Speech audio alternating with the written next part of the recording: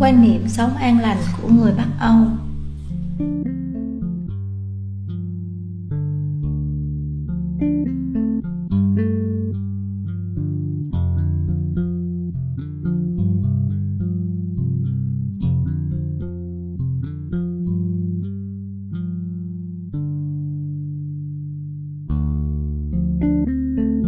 Các quốc gia Bắc Âu đa phần không có nhà cao, cửa rộng, thay vào đó là một lối sống mộc mạc.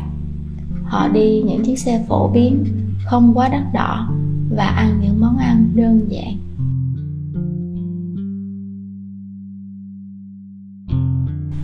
Sau 7 giờ tối, gần như trên các ngã đường đều yên ắng.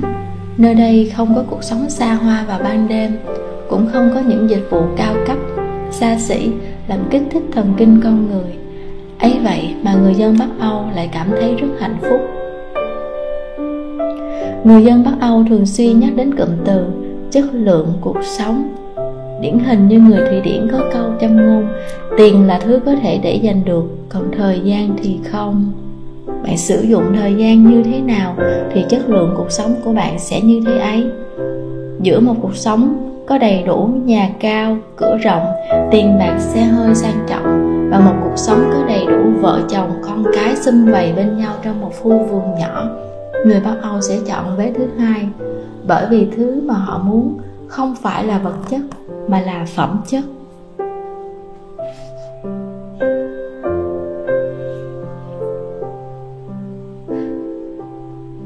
Nếu sống mà luôn trong trạng thái vội vã, bận rộn, liệu bạn có nghĩ rằng linh hồn của mình sẽ theo kịp thể xác kia không?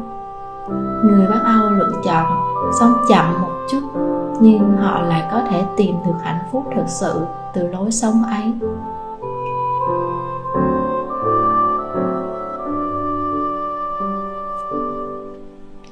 Với hoàn cảnh thiên nhiên có đôi chút khắc nghiệt, nơi đây đã tạo cho người Bắc Âu một truyền thống tiết kiệm. Cơm tất nhiên là không thể không ăn, nhưng không nhất thiết phải ăn quá ngon. Tiền tất nhiên không thể không có, nhưng không nhất thiết phải có quá nhiều.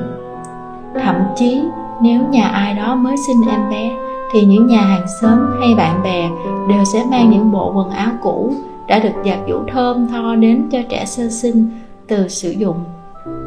Điều này là rất bình thường và có vẻ như nó đã trở thành một thói quen lâu đời của người Bắc Âu. Lối sống đơn giản của người Bắc Âu rất dễ nhận ra, nó thể hiện ngay trong cách ăn mặc của họ. Tiêu chí của người Bắc Âu không quan trọng đắt, rẻ, nhưng cần phải phù hợp. Những người phụ nữ 70, 80 tuổi thường mặc những áo khoác màu nhạt, kết hợp chân váy, đi giày nữ tính và khăn trùm đầu phong cách nữ hoàng Anh.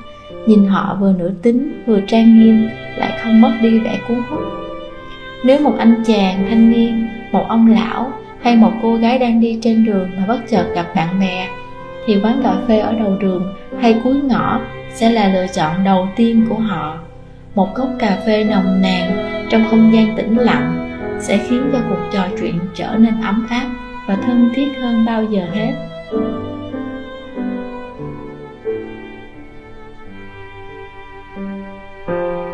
Đường ở một số quốc gia Bắc Âu thường hẹp. Ở thành thị thì phần lớn không phải là những con đường thẳng, mà thay vào đó là những ngõ hẻm.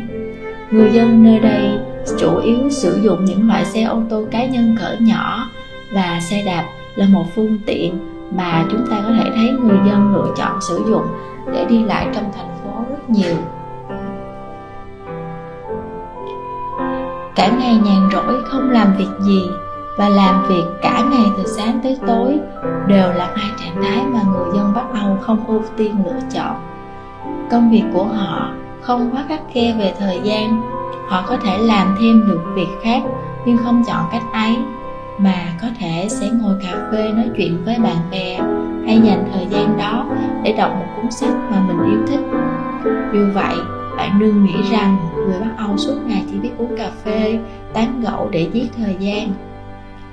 Điều kiện tiên quyết để họ có một cuộc sống như vậy tới từ thái độ và hiệu suất làm việc của họ.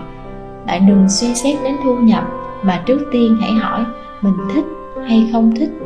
bởi vì công việc mình phải thích thì mới làm tốt nó được. Và đây cũng chính là một trong những quan niệm của người Bắc Âu. Cho nên, đối với người dân Bắc Âu mà nói, công việc không phải là một loại dằn vặt dị vọt.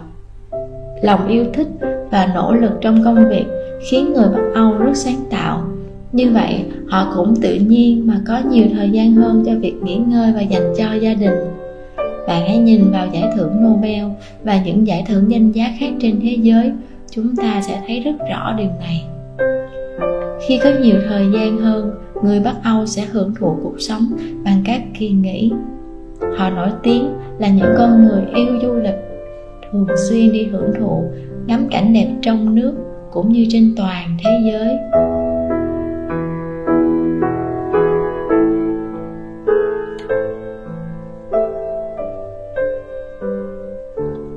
Chỉ cần vừa có những kỳ nghỉ là họ sẽ cùng với gia đình tận hưởng những ngày vui đùa bên nhau, cùng tắm biển, tắm nắng, trượt tuyết, cưỡi ngựa.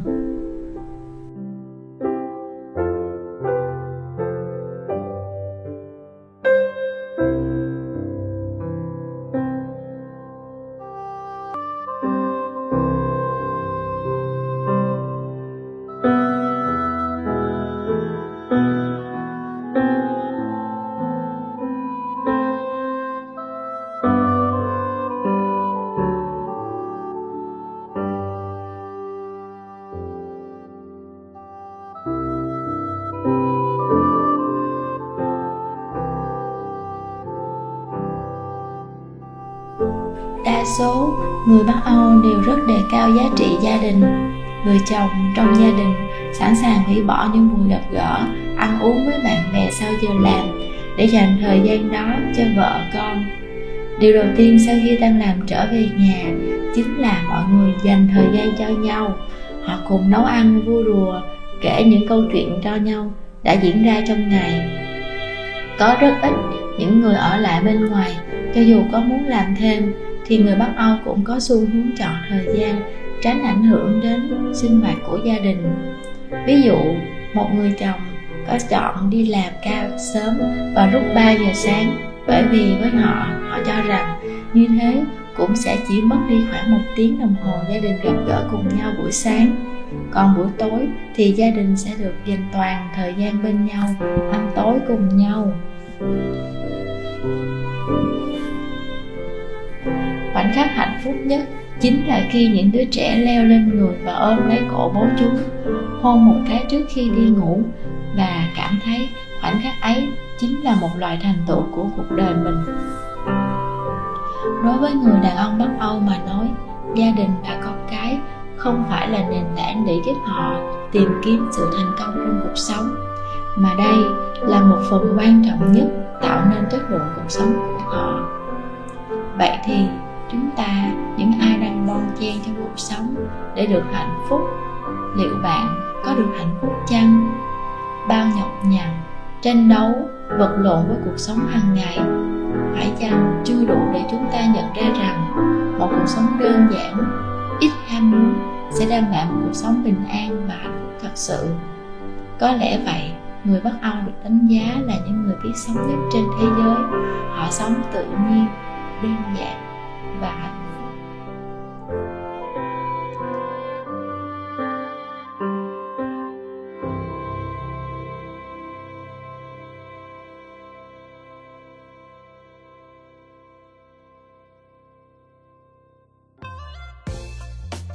See you again. Let's like, subscribe and ring the bell to follow us.